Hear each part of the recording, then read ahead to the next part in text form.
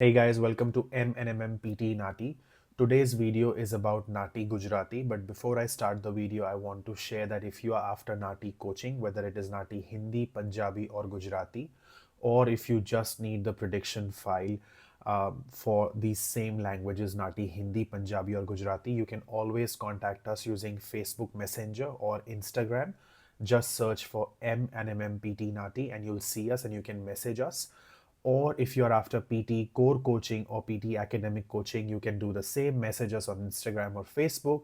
The links to Instagram and Facebook is there in the description below. That would be easier option for you to get in touch with us. Let us start our today's video about Nati Gujarati. હવે આજની video નાટી Gujarati ઉપર છે એટલે આપણે ગુજરાતીમાં વાત કરીશું, બરાબર? મારે એક મોસ્ટ ઇમ્પોર્ટન્ટ વસ્તુ છે જે નાટીના રિલેટેડ છે એ આજે ડિસ્કસ કરવી છે વિડીયોમાં અને એ છે નોટ ટેકિંગ. હવે નાટી ગુજરાતીમાં થાય છે શું કે આપણને એવું લાગે છે કે ભાઈ આ તો ગુજરાતી જ છે ને ફ્રેન્ચ જેપનીઝ થોડી છે, કરી લઈશું, પણ એવું હોતું નથી. જેટલું સિમ્પલ અને ઇઝી દેખાય છે, આઈ વિશ એટલું સિમ્પલ અને ઇઝી હોત, પણ છે નહીં. એટલે જ હું કહું છું બધાને કે એટલીસ્ટ મહિનાની કોચિંગ લો. અધરવાઇઝ એક્ઝામ આપશો, ફેલ થશો, પછી આવશો અને એમ થશે કે યાર કોચિંગ લીધી હોત તો સારું હતું. Anyways, let us share in this today's video કે ભાઈ હું ક્લાસમાં શું કરાવું છું, એટલે તમને થોડો આઈડિયા આવે કે ભાઈ ક્લાસમાં આવું થાય છે, બરાબર? તો પહેલી વસ્તુ, ક્લાસમાં અમે લોકો નોટ ટેકિંગની બહુ વાત કરીએ, બરાબર? હવે નોટ ટેકિંગની શું વાતો કરવાની, કારણ કે નોટ ટેકિંગ શું છે આપણા નાટીની એક્ઝામ માટે. સૌથી પહેલી વસ્તુ જે આપણે કરીએ એ છે નોટ્સ લેવી, કારણ કે નોટ્સ જ નહીં લઈ શકીએ તો પછી આન્સર કઈ રીતે બોલીશું? જે બી સેગમેન્ટ તમે સાંભળો છો એ તમે તમારા મેમરીના દમ પર નથી બોલી શકતા, તમારે નોટ્સ લેવી જ પડશે. હવે બે વસ્તુઓ છે જે હું મારા સ્ટુડન્ટ્સને શીખવાડું છું. પહેલી છે અન્ડરસ્ટેન્ડિંગ ધ સ્ટોરી. હવે અન્ડરસ્ટેન્ડિંગ ધ સ્ટોરી જ્યારે હું કહું એનો શું મતલબ હોય છે? જ્યારે બી તમે એક ડાયલોગ સાંભળો તો એ ડાયલોગ શું હોય છે? એ કંઈક એવરીડે લાઈફના રિલેટેડ કોઈ સિનારીઓ હોય, બરાબર? લેટ્સ સે તમારા ઘરે કોઈ લોન છે અને તમારે લોન મૂવિંગ કરાવવા માટે અને તમારા ત્યાં ટ્રીઝ છે એમની કટિંગ કરાવવા માટે કોઈને બોલાવો છે, તો તમે લોન મૂવિંગ સર્વિસવાળાને ફોન કર્યો કે ભાઈ આવું લોન છે, આની કટિંગ કરાવવાની છે, આનું બધું મૂવિંગ કરાવવાનું છે, કેટલો ચાર્જ થશે? એવી બધી તમે ચર્ચાઓ કરો છો. કાં તો તમે તમારા બાળકના પેરેન્ટ્સ ટીચર્સ મિટિંગમાં ગયા છો સ્કૂલમાં, એની શાળામાં, અને એના મતલબ જે ટીચર છે એની સાથે ચર્ચા કરો છો કે ભાઈ મારો જે છોકરો છે, છોકરી છે, એનું પ્રદર્શન કેવું છે પરીક્ષામાં, એ ક્લાસમાં કેવું કરે છે, આવે છે કે નથી આવતો, એક્સેટ્રા એક્સેટ્રા. એટલે આપણી જે કોન્વર્ઝેશન્સ છે એવરીડે લાઈફ રિલેટેડ છે. એટલે જ્યારે બી તમે કંઈક સાંભળશો ને, એ સ્ટોરી ઇમેજિન કરવી, વિઝ્યુઅલાઇઝ કરવી ઇઝ પોસિબલ. તમે કોઈ એવી સ્ટોરી નથી સાંભળવાના કે ભાઈ આપણે વિનસ જુપિટર પર આવા ટાઈપના પથ્થર મળ્યા, કે તમે ઇમેજિન જ ના કરી શકો કે ભાઈ વિનસ જુપિટર પર કેવું હશે દુનિયા અને કેવા હશે પથ્થર. એટલે whatever you listen to, just don't listen, understand the meaning of it, understand the story. આપણે પિક્ચર જોવા જઈએ જ્યારે હવે તો 3 કલાકની પિક્ચરો નથી આવતી, પણ પહેલાં આવતી હતી, બરાબર? 2 કલાકની પિક્ચરો, 1.5 કલાકની પિક્ચરો હવે આવે છે, સિરીઝ આવે છે 8-8, 10-10, 25-25 એપિસોડની. એના ડાયલોગ કેવી રીતે મોડે થઈ જાય છે એક જ વાર જોઈને? ડાયલોગ મોડે થઈ જાય છે ને કે ભાઈ હીરો આવું બોલ્યો, હિરોઈન આવું બોલી, કેમ ના મોડે થઈ જાય છે? કારણ કે તમે ખાલી સાંભળ્યું નથી, તમે એને સમજ્યું છે. એટલે ખાલી સાંભળવાનું નથી, આપણે એને સમજવાનું છે. જ્યારે તમે કંઈ સાંભળો, એને સમજવાનો પ્રયત્ન કરો કે ભાઈ અહીંયા જે બોલવાવાળો વ્યક્તિ છે કહેવા શું માગે છે, બે વ્યક્તિ શું વાતો કરે છે, કેમ વાતો કરે છે, શેની વાતો કરે છે, બધું સમજવું અગત્યનું છે. ખાલી સાંભળશો અને સમજશો નહીં તો તમને આન્સર આપવામાં તકલીફ પડશે.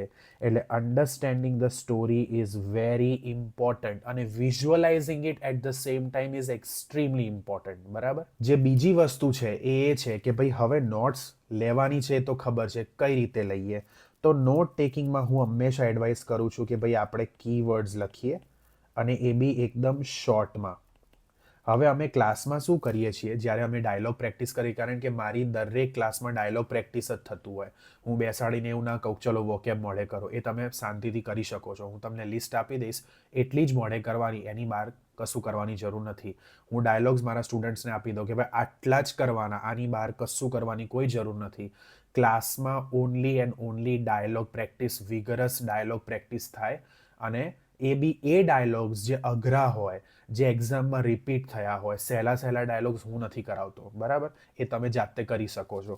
એટલે હવે ક્લાસમાં the best thing to do is કે ભાઈ સ્ટુડન્ટ્સની જોડે હું નોટ ટેકિંગ કરું, કે સ્ટુડન્ટ્સ મારી નોટ્સ પણ જોઈ શકે, રાઈટ? તો હું સ્ક્રીન પર નોટ્સ લઈને એ જ ટાઈમ પર એમને નોટ્સ લઈને બતાવું છું, સો દેટ જ્યારે એ લોકો એમની નોટ ટેકિંગ પત્યા પછી મારી નોટ ટેકિંગ જોવે ને તેમને આઈડિયા આવે કે હા જો આવું કર્યું હોત તો સારું હતું. ખ્યાલ આવ્યો?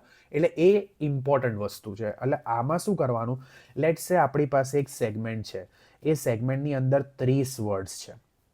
ઓકે, આખા સેગમેન્ટમાં 30 વર્ડ્સ છે. હવે 30માંથી મુશ્કેલથી 7-8 વર્ડ્સ હશે જે કીવર્ડ્સ હશે. 30માંથી બધા કીવર્ડ્સ ના હોય 30-30. હવે પ્રોબ્લેમ શું થાય છે કે આપણે બધું જ લખવા જઈએ છીએ. તમે એક વસ્તુ સમજવાની કોશિશ કરો, પ્રયત્ન કરો. જો છે ને કોશિશ બોલાઈ ગયું, હવે હિન્દી વર્ડ બોલાઈ ગયો. હવે આ બધી નાની નાની વસ્તુઓ થશે. હિન્દી વર્ડ બોલાઈ ગયો તો માર્ક્સ કપાઈ જશે, બીજી કોઈ લેંગ્વેજનો વર્ડ બોલાઈ ગયો તો માર્ક્સ કપાઈ જશે. એટલે આ રિયલાઇઝ થવું બી ઇમ્પોર્ટન્ટ છે કે ભાઈ ગુજરાતી છે એટલે પ્રયત્ન બોલવાનું છે આપણે, બરાબર? તો આપણે અહીંયા પ્રયત્ન એ જ કરીશું કે ભાઈ કીવર્ડ્સ લખીએ, કારણ કે બધું લખવા ગયા ને પેલો તો ભાઈ જે બોલે છે ડાયલોગમાં એ તો બોલે છે, મારે તો લખવાનું છે ને, તો હું એની જોડે સ્પીડ મેચ ના કરી શકું. લખવામાં અને બોલવામાં બહુ જ અંતર છે, રાઈટ? તો મારે મારું પ્રેઝન્સ ઓફ માઇન્ડ યુઝ કરવું પડે કે આમાં જે સુપર ઇમ્પોર્ટન્ટ કીવર્ડ્સ હોય ને એ જ લખીએ અને એ બી શોર્ટમાં લખીએ. હવે આ સાંભળવામાં તો બહુ ઇઝી લાગે છે કે કીવર્ડ્સ લખવાના શોર્ટમાં લખવાના, પણ આની જે પ્રેક્ટિસ છે ને એ ઇમ્પોર્ટન્ટ છે. અને એટલા માટે જ હું મારા સ્ટુડન્ટ્સને કહું છું કે 1 મહિનાની પ્રેક્ટિસ રાખજો તો તમે આરામથી પેપર ક્લિયર કરી લેશો. તમે 5 દિવસમાં પેપર કરવું છે, મારા ભાઈબંધે તો 3 દિવસમાં કરી નાખ્યું, મારી પેલી બેનપણી તો કહેતી હતી કે કશું ભણવાની જરૂર નહીં, હું તેમને એમ જઈ આવીને પેપર નીકળી ગયું. એવું બધું કશું ના હોય. બધા ભાઈ મતલબ તમારા જે ભાઈઓ છે, તમારી બેનપણીઓ છે, એમને સાઈડમાં મૂકો. બધાનું મગજ એક સરખું નથી. તમે તમારી રીતે વિચારો, બરાબર? કોઈ તમને ના ક્યાંય ચોપડી બતાવે કે જો મેં આટલી બધી પ્રેક્ટિસ કરી તો પાસ થયો, નહીંતર ના થયો હોત. કોઈ એવું ના કરે. 7.5 વર્ષથી ભણાવું છું નાટી અને પીટી, બહુ બધું જોયું છે. લોકો તમને કોઈ દિવસ કરેક્ટ ઇન્ફોર્મેશન નહીં આપે, બરાબર? Because this is a very competitive world. 5% હશે બહુ સાચું બોલવાવાળા, પણ 95% તો નથી જ, બરાબર? એટલે તમે તમારી શું બુદ્ધિ છે, તમે કેટલું કરી શકો છો, તમારું શું સ્કેડ્યુલ છે, એ પ્રમાણે ડિસિઝન લો. તમારા પાડોશીએ ફલાણું કર્યું અને તમારા ભાઈએ પેલું કર્યું એના ઉપર ડિસિઝન ના લેતા, બરાબર? એટલે કમિંગ ટુવર્ડ્સ ટુ કીવર્ડ્સ અને શોર્ટ. હવે મેં તમને સમજાવ્યું કે ભાઈ કીવર્ડ્સ લખવાના અને શોર્ટમાં લખવાના, પણ હવે આપણે કરીને સેગમેન્ટ જોઈએ સો દેટ આપણને આઈડિયા આવે કે હું કહેવા શું માંગુ છું. So let us do it together અને પછી તમે પણ કરજો, ઓકે? હવે હું સેગમેન્ટ પ્લે કરીશ અને નોટ્સ બી લઈશ, અને નોટ્સ લખ્યા પછી આપણે ડિસ્કસ કરીશું કે આમાં કીવર્ડ્સ શું છે અને શોર્ટમાં લખવું શું છે. Let us start. This is a dialogue where Mr. Parmar wants to buy a property and is talking with a property agent. The dialogue is in English and Gujarati, and the dialogue is presented by MNMMPT Nati. The dialogue begins now. Hello, Mr. Parmar. Please come in and have a seat. I believe that you are here because you want to talk about buying a property.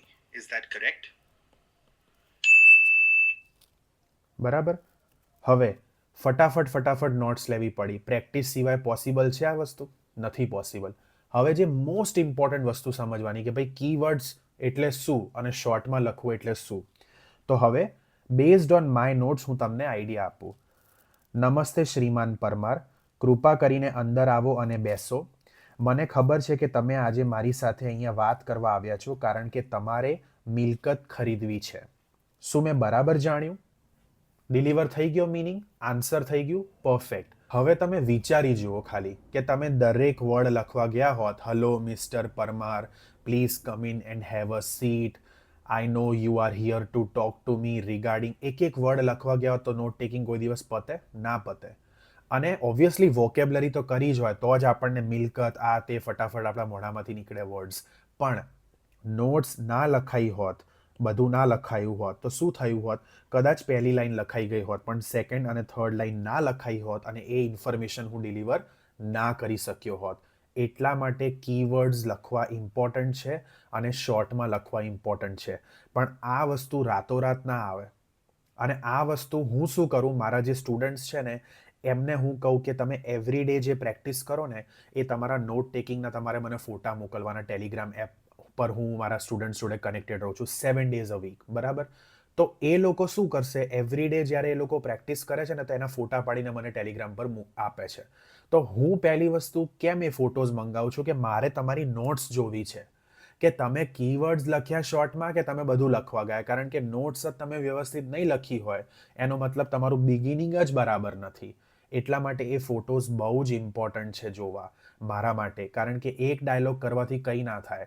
25, 30, 50, 60 dialogues તમે પતાવો ને ત્યારે તમને ખબર પડે કે હા જો આવું કરવાનું છે, તો જ એને એક્ઝામમાં પેલો કોન્ફિડન્સ આવે જે આપણને જોઈએ છે. હવે એક ઇંગ્લિશ સેગમેન્ટ કરીને જોઈએ. નમસ્તે. હા, તમે બરાબર કીધું. મારે એક મિલકત ખરીદવી છે અને છેલ્લા 2 વર્ષથી મારી ઈચ્છા છે કે હું આ ઉપનગરમાં એક મિલકત ખરીદું. શું તમે આજે મારી મદદ કરશો?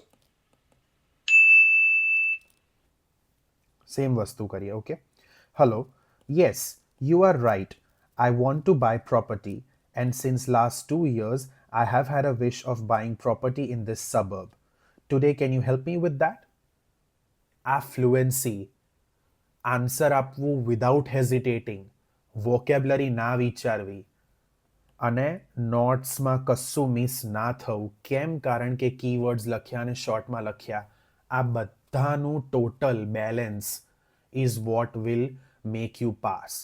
અને હું તમને ગેરંટી આપું છું કે અત્યારે તમે ઓવરવેલ્મ થતા હશો કે હા ઇઝી નથી, અઘરું તો છે, પ્રેક્ટિસ તો કરવી પડશે. પણ એ જ વસ્તુ છે કે એ રિયલાઇઝ થઈ જાય ને એ જ ઇમ્પોર્ટન્ટ છે. એટલે તમે જો મારા સ્ટુડન્ટ છો તો તમે સમજશો જ કે હું શું કહું છું. પણ જો તમે મારા સ્ટુડન્ટ નથી તો તમે પ્રયત્ન કરજો અહીંયા સમજવાનો કે નોટ ટેકિંગ કરેક્ટ રીતે લેવી કેમ જરૂરી છે. અને એ રીતે નહીં લઈએ આપણે નોટ્સ તો આપણે કોઈ દિવસ આખો સેગમેન્ટ નહીં પતાવી શકીએ. અને દરેક સેગમેન્ટમાં તમે થોડું થોડું મિસ કરો એટલે પછી એવી રીતે જ માણસ ફેલ થાય ને, કારણ કે તમે કમ્પ્લીટ ઇન્ફોર્મેશન ડિલિવર નથી કરી, બરાબર? એટલે આ જ મારે શેર કરવું હતું આજની વિડીયોમાં કે નોટ ટેકિંગ કઈ રીતે કરવી જોઈએ, શું કરેક્ટ મેથડ છે. પણ અગેન આઈ વુડ સજેસ્ટ કે તમને જો વધારે હેલ્પની જરૂર હોય કે ભાઈ કોઈ તમારી નોટ્સ એવરી ડે જોવે, કોઈ તમારા આન્સર્સ એવરી ડે સાંભળે અને તમને કહે કે તમે બરાબર કરો છો કે નહીં, rather than you wasting your exam fees of $814, then you can always contact us. તમે મારી સાથે વાત કરી શકો છો. ઇન્સ્ટાગ્રામ, ફેસબુક છે, ત્યાં તમે મેસેજ કરો, તમે ઇન્ફોર્મેશન લઈ શકો છો. અને તમારે કંઈક પછી ડિટેલમાં ડિસ્કસ કરવું હોય કે ભાઈ બીજું શું છે જે તમે મને હેલ્પ કરવા માટે કરી શકો છો, તો we can always talk about it. Okay, with that I will take your leave. All the very best for your exam and take the right decision. Choose the right amount of time for preparation. Please do not get influenced by someone else and just prepare for 2 or 3 days and give your exam, or a week or two. Don't do that. That is not what I recommend. 1 મહિનાની તૈયારી please કરો અને પછી paper આપો. All the best.